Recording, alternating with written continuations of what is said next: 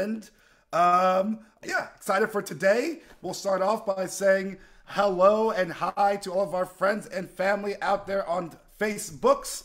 How you doing? Good to not see you, but know that you're there. And we'll get into the real nitty gritty and say hello to everyone here with us in the Zoom. But first, we'll take a deep, deep breath. Ready? Oh, that was a good one.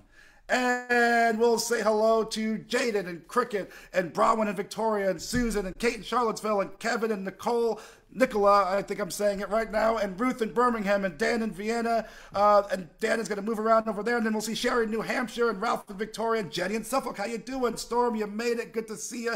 Luda, how you doing? I've never been good at this, but, you know, love is coming out that way. What's up, Pamela in Maryland and Carolyn 768? Are you sure? Is your math correct? Oh, wait, never mind. Christiana just made sure that it's right. We got two 768s in the crew. Curly Top staying curly. Good to see you. What's up, Arlene in Berkeley and Becky in BC? Pauline in Newcastle. What's up? Sheila in Florida. You made it. Julie in Ontario. How you doing? Amanda in Miles in Michigan. How you feeling? Bonnie in Boise. What's the good news? Hey, what's up, Annette and Jean in Pittsburgh and Susan and Delia and Mabel? Is there a bear? There it is. Okay, hey, there's two bears. Okay, just checking. What's up, Alex? How you feeling? Jim in NYC. What's going on? Carolyn in DC. How you been? Linda in Orca?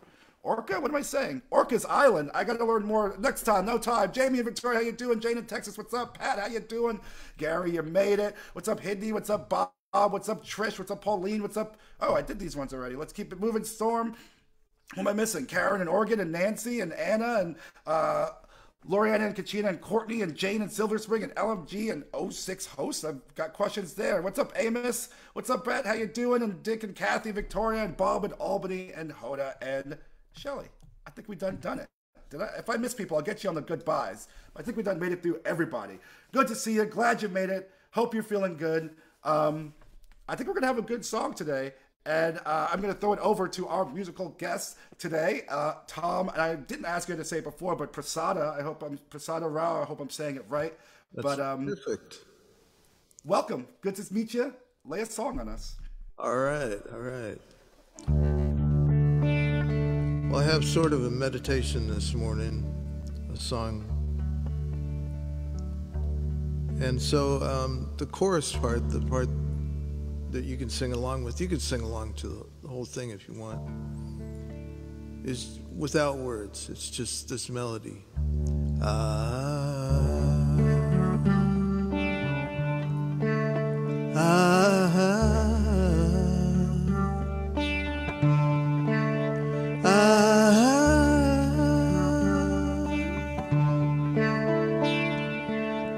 Want to try that with me?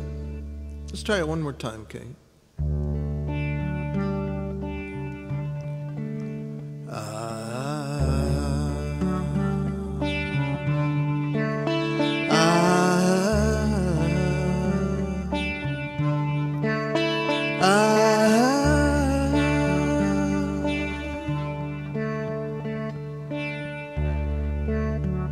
It's really hard to mess up.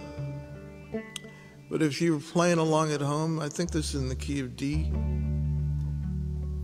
See, hubby's got his violin out. I wrote this song about a little German Shepherd puppy who came and laid down at my feet in the backyard. And his name was Rishi, which in Sanskrit means somebody sent by God. And that's how it felt that night, that day. So here goes. Here's the first time around.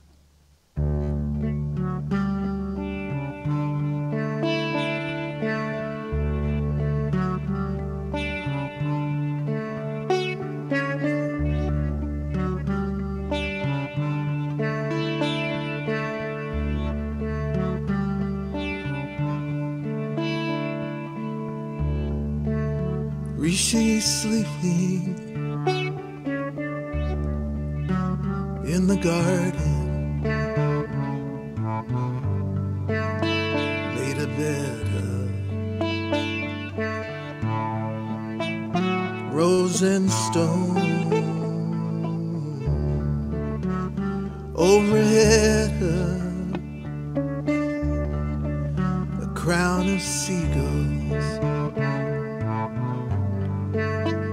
underneath the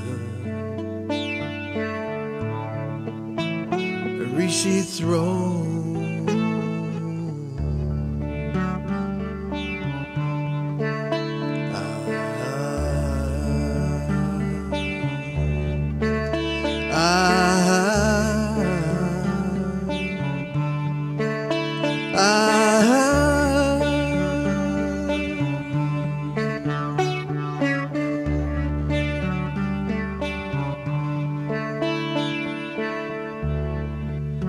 Rishi rises, head turned sideways, understanding every song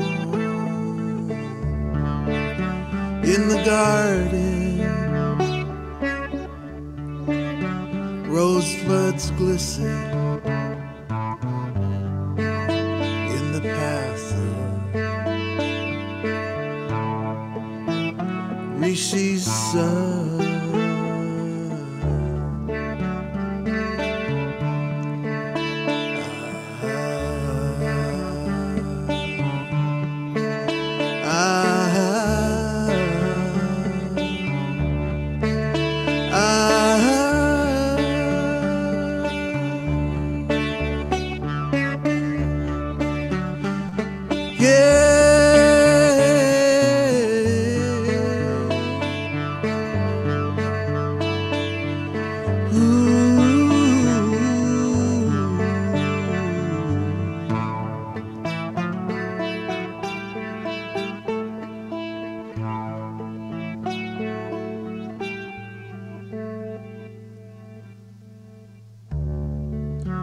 I awoke in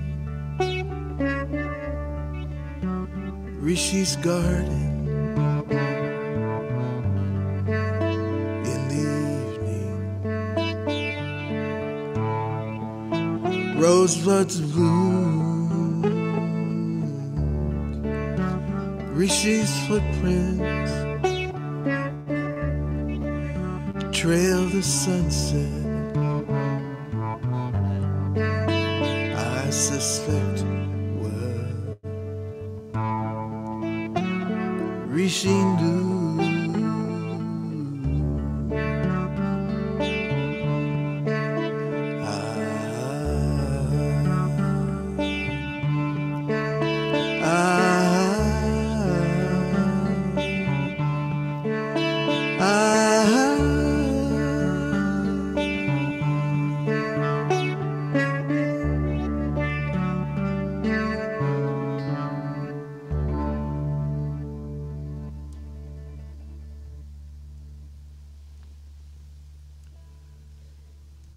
Oh, that was very beautiful. Thank you so much. Oh, thank you, hubby. Yeah. Tell us more about writing that song and Well, my my family's from India, and we moved to the United States when I was really young, you know. And one of my earliest memories of my dad is after dinner, he would go into the living room while we were in the kitchen cleaning up, and he put on this Ravi Shankar record, the one Ravi Shankar record we had in our collection. And he'd squat down in the middle of the living room floor. He'd play it almost every night for a while there and close his eyes and just start swaying back and forth. So I had this memory of my dad and those musical influences as a kid, you know. And I just started playing. I wrote the song probably about 25 years ago. I just started playing out and touring, and I was out house sitting for a friend of mine in California, and he had this German Shepherd puppy that was tearing apart the house, you know, just digging into the furniture and everything. So he said, "Tom, just take the puppy outside and just try and get it tired out." So I threw the ball for what felt like a couple hours until my arm felt like it was going to fall off. And then finally Rishi, the German Shepherd puppy, came and just laid at my feet. And I started thinking about my dad and thinking about the music that he used to listen to. And this song just kind of poured out of me right then.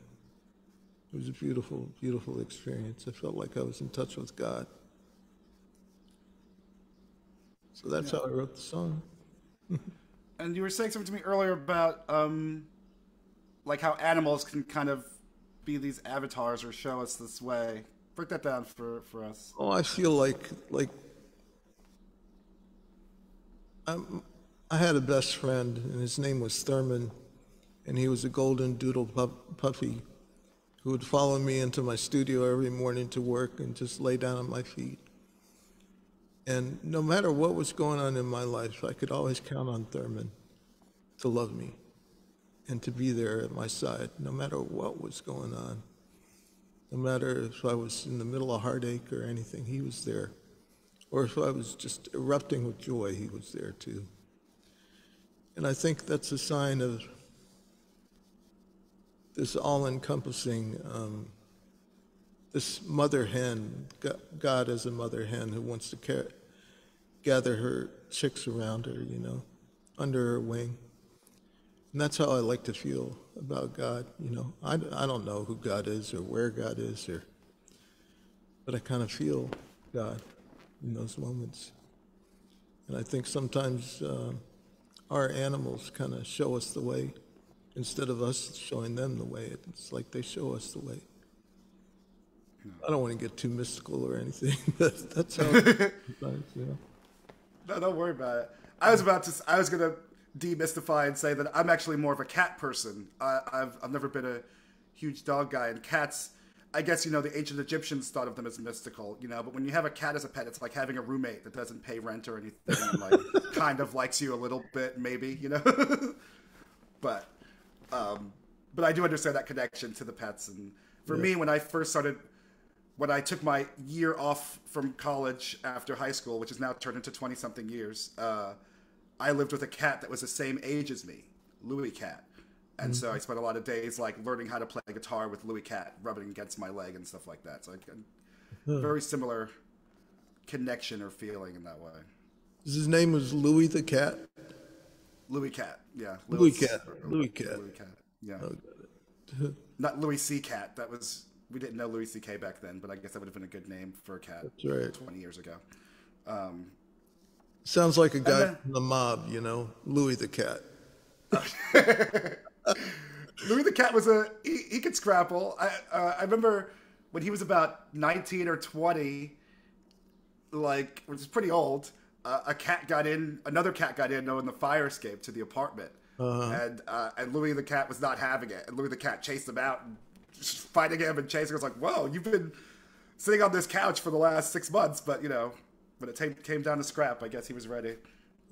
To everything there is a season, I guess. Sometimes where you got to guard the nest. Right. Age ain't nothing but a number. That's the other thing. That's right. I'm at that age now where my knees feel weird, but I think I could probably keep running if I needed to. Oh, yeah. And I think the other thing you brought up too, which I use a lot, is meditation and meditating. That this song being a meditation, and the image of your father seemingly meditating nightly after dinner. How would you describe meditation, and what does that word mean to you in your life? Well, I've never learned how to formally meditate or anything, never had any instruction or classes or anything, but I feel like music is my way of meditating, you know, just like putting something on, like orchestral, something that would set a mood, you know. And it's just my way of just like sitting still and calming my mind and not thinking about anything except for what I'm listening to right at the moment. Letting the notes carry me someplace, not trying to figure out anything, not trying to complete any tasks or solve any problems, but just being there. So that's what it means to me, just kind of being there, being where you are. I'm sure it means different things for different people, but that's what it means to me. I get that feeling. I get that a lot when I'm playing music, you know, like I'm learning the fiddle right now, and I've been playing the same song for at least an hour a day for the last week, you know? But it Yeah. doesn't feel old. And every time I'm playing it, it's that thing where my brain is empty and filled only with the song. And Yeah. that's the meditation groove I always think about, or that spot. Right. That's how I feel about playing this guitar. Sometimes I just put this guitar in this tuning and just strum the chord, and it What is makes me feel beautiful. You are beautiful, and the sound is beautiful. The guitar is also very good looking. Tell us about what's the tuning, and tell me about this guitar. All right, this is a Dan Electro guitar with a sitar bridge on it, and the tuning is C G C G C D. So Okay. it's in fifths except for the D up on top, which is a second. But C G C G C D. Except I have a capo on, so it's You're on the second fret of the capo, right? Yeah. Ah, I like that. What's a sitar bridge do? it makes the strings buzz the same way that they would on a regular sitar. I don't know, it's hard to see the bridge, but this whole section right here is it's actually bad guitar construction, because in a guitar you don't want the strings to buzz, but on a sitar you definitely want it to buzz. Yeah.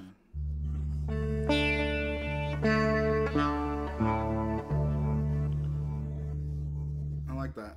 I'm guessing like I don't know how I'm gonna like maybe a lot of people in the world, maybe not in this room, but I was introduced to like Ravi Shankar and all that stuff through the Beatles. That was my intro to that. And I guess what was the concert? The concert for Bangladesh and all that stuff was when Right. a lot of the Western world got into that kind of stuff. Yeah, Ravi Shankar and Ali Akbar Khan, they were giants in Hindustani music. Yeah. Yeah.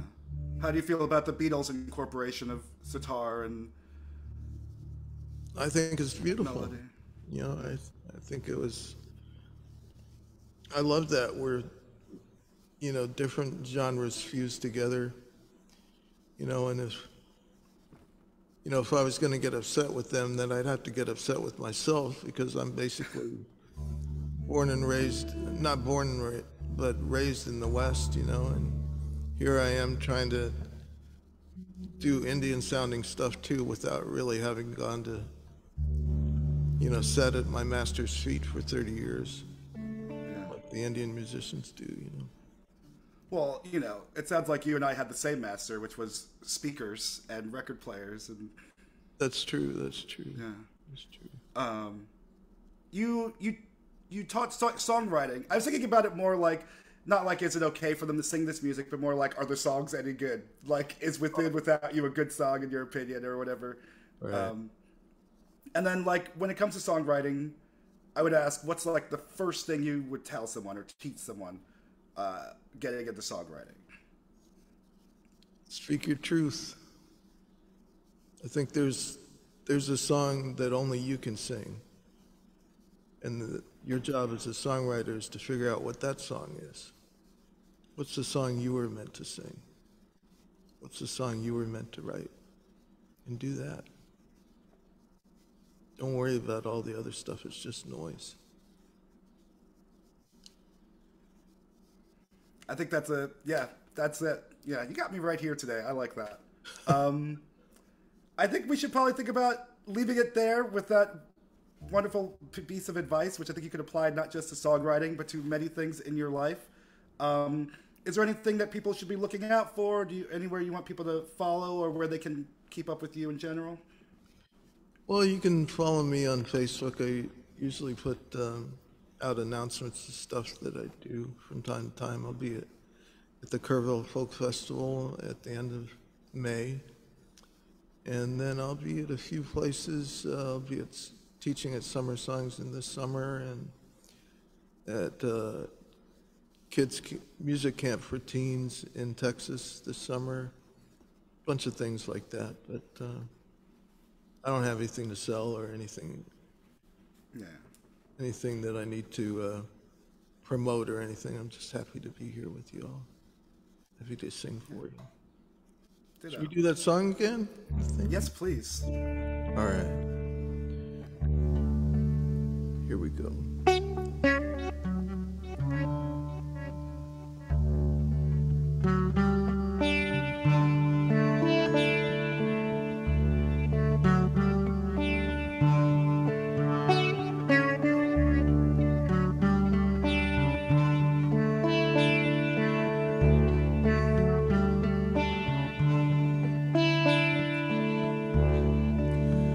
She's sleeping in the garden, made a bed of rose and stone, overhead a crown of seagulls.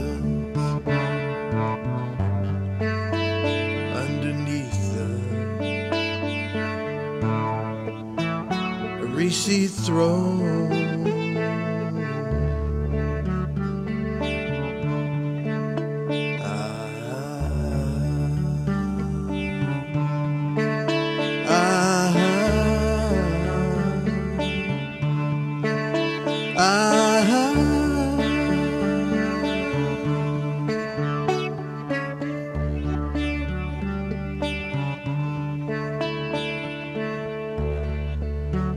she rises, head turned sideways, understanding every song in the garden. Rosebuds glisten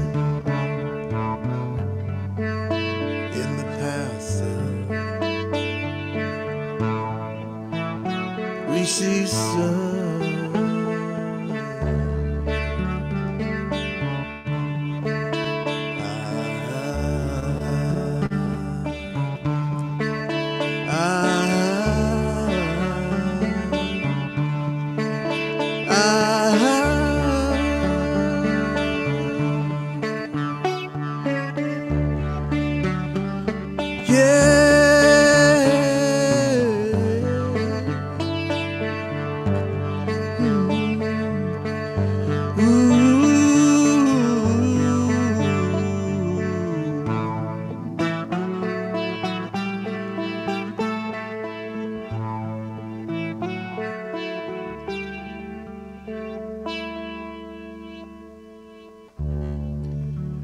I awoke in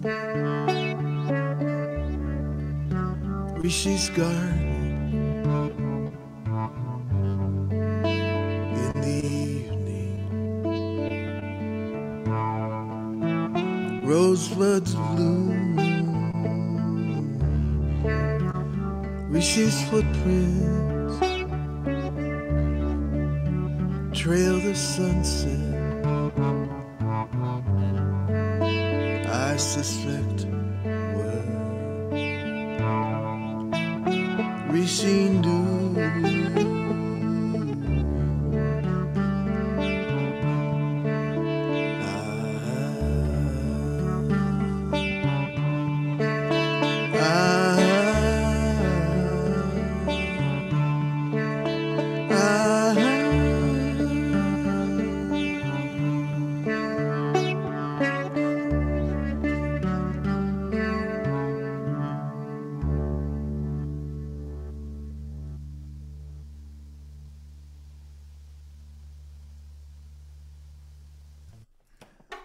Thank you so much. Oh, my pleasure. Great song, and I'm glad I got to chat with you today. Oh, me too. Me too. Yeah, Well, you have a new fan. All right. We'll do it again sometime. Yeah. Where are you? I'm in D.C. You're in D.C.? Yeah. Seems like all the cool people are in D.C. now over there. I gotta make a trip down there, I think. You should. Come down. We'll play some music together, man. Absolutely. I'm gonna hold you to it. All right. Okay. Okay, thank you so much. And thanks everybody out there doing your singing, singing along, and putting your energy through the interwebs, the cables, the air, whatever they use to make this thing. Yeah, before we say our goodbyes, I'm going to say that Joe wanted to say thank you for all the cards that she received. And I think she's going to be running a marathon soon or something like that. I'm not sure what she said. It was something like that. At the very least, she's going to be on her 2 feet again very soon. So keep sending that energy and that love out there in that way. And we have a lot to think about and meditate on today, about our animals, our connection to whatever God we feel may be up there or in here. And remember, always write your own truth. No one else can write it for you. I think these are good things to carry us through this day and these weird-ass times that we live in. So that being said, let's say farewell, adieu, and much love to our friends and family on Facebook Live. Love you very much.